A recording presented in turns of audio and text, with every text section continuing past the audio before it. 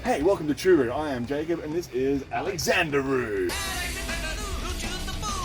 One thing I think is really important in a self-sufficient sort of journey is learning how to split and cut your own firewood, essentially. So in this video, we're going to show you a correct way to split by hand, and also the pros and cons of using a hydraulic splitter. So, stay tuned. And safety? Oh yeah, and safety. Yeah. Safety first. Yeah. Do you see what I put my beer?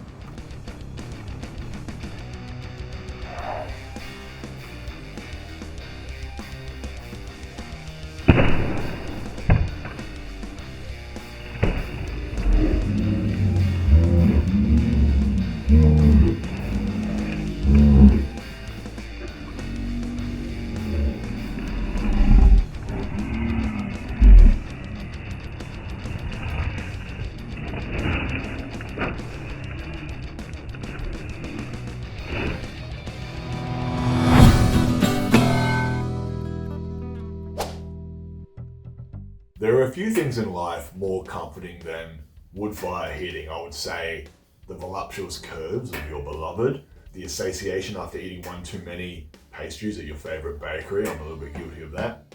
And then probably a fire, right? So in your self-sufficient journey, I think to become less dependent on heating, which is cost, I think it's really important to learn how to process firewood, all the way from felling to splitting. Now, splitting is really important because even if you're not doing it just for your heating, you might be doing it for a barbecue or whatever, some sort of outside thing. Even if you buy your firewood, let's say you're not processing it all the way from scratch like I do, you might buy it from a wood yard and you're gonna get these big chunks. You might have 1 or 2 or 10 or 100 pieces in there that are way too big to fit in your fireplace. You're gonna have to process it. It happens all the time because wood yards don't give a shit about you. So learning to split wood is really important in my opinion, and also it's a little bit of fun, a little bit of exercise, and a little bit of fun. So first of all, you're going to want to get yourself a hand splitter or a maul, not a typical axe. An axe is designed for cutting down trees and branches and doors, and a maul or a hand splitter has a thicker head specifically designed for splitting logs due to its shape. An axe will work in a pinch, but they often get stuck or wedged in, especially in harder or greener woods. So do yourself a favor and get a proper splitter and maybe a hatchet as well, which helps in making kindling and chopping up smaller pieces. Splitters rock. The technique is pretty straightforward. Place your log on another log, not a soft surface, as a softer surface will absorb the kinetic energy, making it harder to split, and having that log slightly off the ground makes it a little bit easier on your back and you won't have to bend your knees as much. As we get older, well, anyone who's a little bit older knows that the knees tend to go. Hold the splitter under the head to bear most of the weight, because this is the heavy end, obviously, with one hand on the bottom so you can raise that thing up nice and high. Spread your legs to avoid potential injuries in case it deflects or you miss. It happens to beginners all the time, even experienced people. After a hard day splitting, it can happen.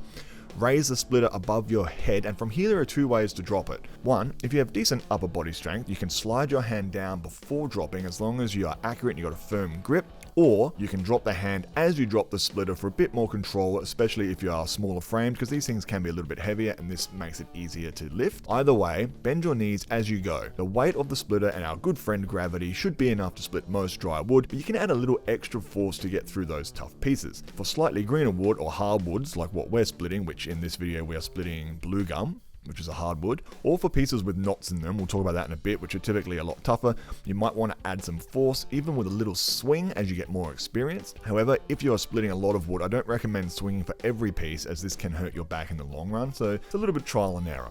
As you drop the splitter, be sure to bend your knees, keeping your back relatively straight. Bending from the waist can cause back issues quite early and in the long run, so make sure you have good technique. Bend those knees. Good technique will allow even a smaller person to split the toughest pieces of wood time and time again. So get that technique down pat and you're set. The wood has cracks in it. That's where you want to aim for because it's got a natural split in it. Depending on the age of the wood, if it's nice and dry, a piece like this you'll probably be able to smash through it regardless. But, you know, aim for those cracks, you'll have much more success. You can see the wood splits like this. So don't have anyone standing on either side. Don't have your car parked next to it because the wood will... Animals, dogs, ice cream machine. Yeah. I don't know why you'd have that there. My dog learned the hard way.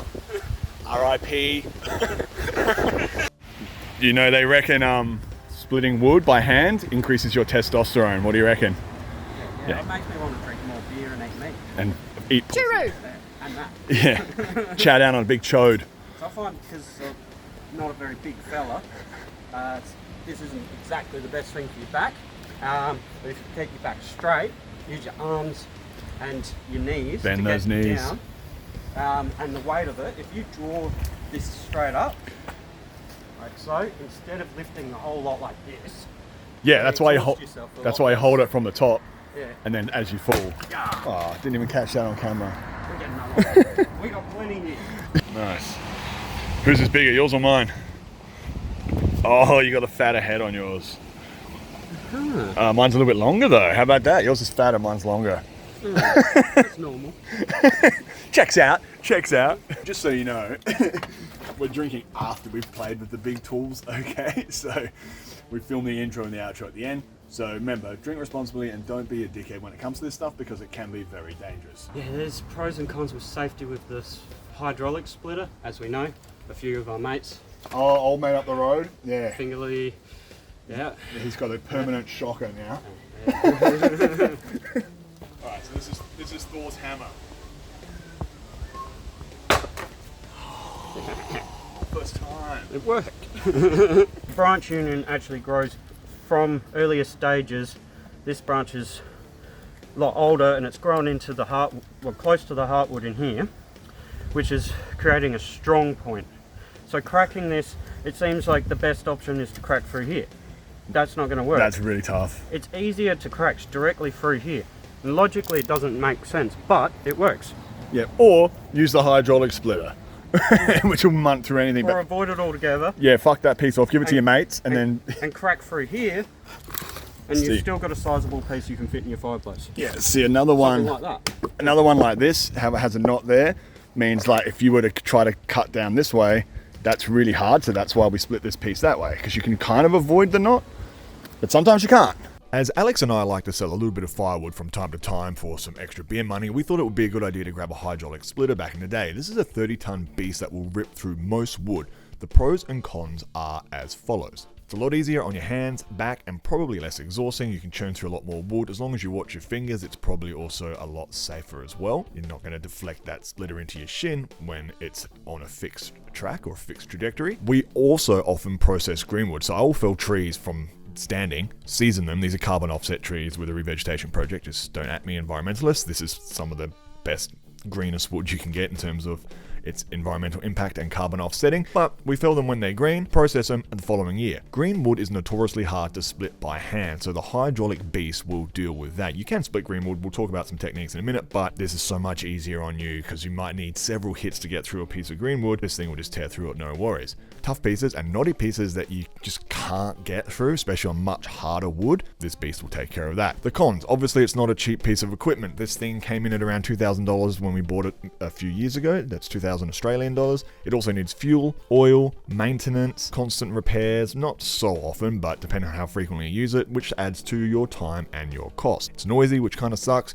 You can pop a podcast on and some headphones, you're good to go, but it's still noisy, it pisses off the neighbors, and you still have to lift up the logs to dump them on top, which for very large pieces takes strength and energy, so if you're a smaller frame person, that can be a bit of a problem. This splitter is also weighs 200 kilos, and it's not street legal, which means if you're going to transport it from site to site, you need to put it up on a trailer, and it's 200 kilograms, so it's not an easy thing to move around, but I just keep it in my yard, and it totally works. The splitter does have the option to go vertical, so you don't have to lift those logs on there, but that's really heavy. You might need someone to help you do that. And secondly, I don't really like it because you still have to sort of shuffle them along the ground, get them up on a lip. I always keep it horizontal regardless. Because I used to run a gardening company and sell firewood pretty much full time, this was an essential piece of equipment for me. I still very much enjoy having this in my yard as I am 100% self-sufficient when it comes to heating. I don't have any air conditioning anymore. I did have an aircon, which I used in winter to heat the house. However, a whole bunch of geckos got in there and shorted it out. Then when I ripped the aircon off the wall, I looked at this beautiful wall that I had and I built this bookshelf with my dad. And then after looking around the house, thinking where I'm going to put another air conditioner, I realized there's literally nowhere in my house now that will fit a split system, so I need to get a ducted system if I want air conditioning, and that's very expensive. I can't afford it right now, so I am 100% reliant on firewood to heat my house, felling several tons a year, selling some off for beer money, like I said, so the hydraulic splitter made sense, and at the time it was tax deductible, but I get that not everyone can afford this piece of equipment. I ran it through my business as a bit of a write-off, so learning to split by hand is still very essential and a really good skill to have. Big Ben.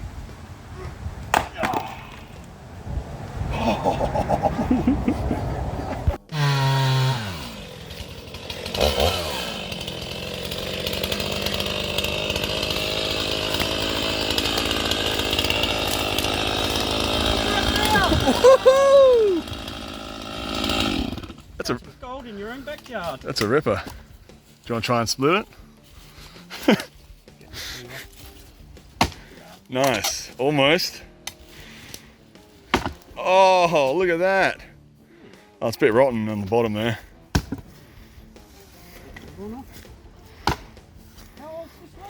That fell down when I moved in 5 years ago. I didn't bother doing anything with it. I don't know why. 5 years on the ground, it's starting to decay. Yeah, I should have cleaned it up straight away. It's good wood there. Now we know. Oh. That's a good amount of wood there. Oofed. Right, we need one of these big rounds. For demonstrative purposes, I'll fucking should I stop filming and actually help you? No. Do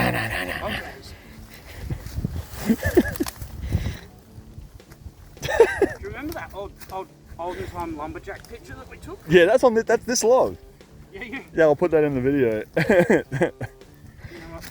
Rolling this. Oh, don't do it. Oh, don't do it, you psycho. Oh, dude, you're going to be so fucked when you're old. Okay, so don't do this at home, kids. Alex is a twat. I'm not fucking helping him. Carry that up by himself. So, around the rings, and once you've broken your ring, it's going to be a lot weaker. You'll be able to keep carrying around and cutting and following those rings around. Alright. So, for example, let's see. There you go, look at that. Perfect piece of wood. There you go, look at that. Awesome work, dude.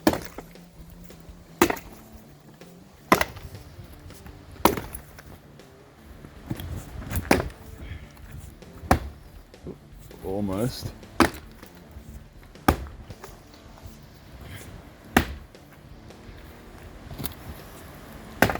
Beautiful. Bend those knees. That's it. Keep it going. Look at Boudica. She doesn't give a fuck. Good job. So as you can clearly see there, that is completely fucking decimated. Man, you're a fucking beast, dude. I like splitting wood. Yeah, that's all that testosterone. Yeah, that's a nice chunk. So that's way easier than trying to crack it down the middle, as you follow the growth lines on the log. Like chip away at the edges. Oof. Nice. Broken the yoke. That's a good one. I'm gonna run out of splitting logs if you keep smashing all my big logs up, man. And then I'll go to rocks.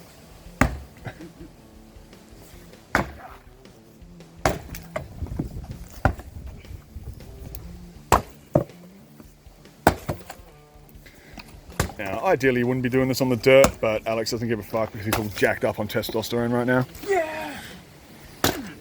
Testosterone, he's got country strong. I'll be polite, I'll say country strength. Natural.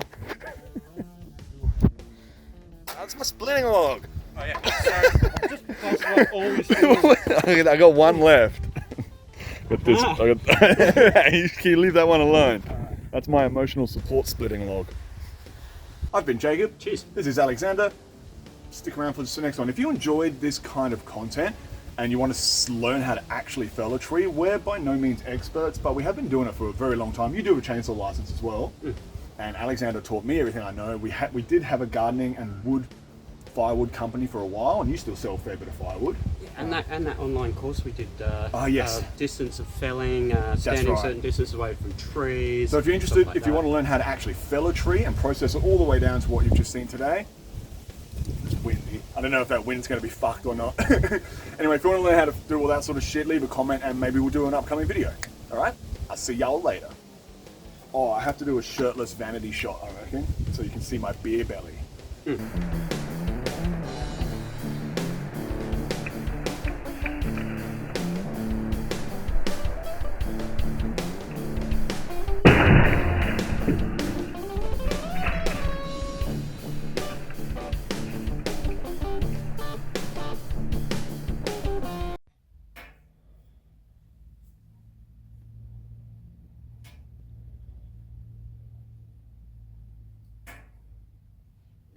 Girls, I think you're a little bit too close. Come on. I don't want you to dehydrate. Come on, let's go. Just stay on the carpet. If you can stay on the carpet, that'll be fine. Alright? Good girls. Okay? Good girls.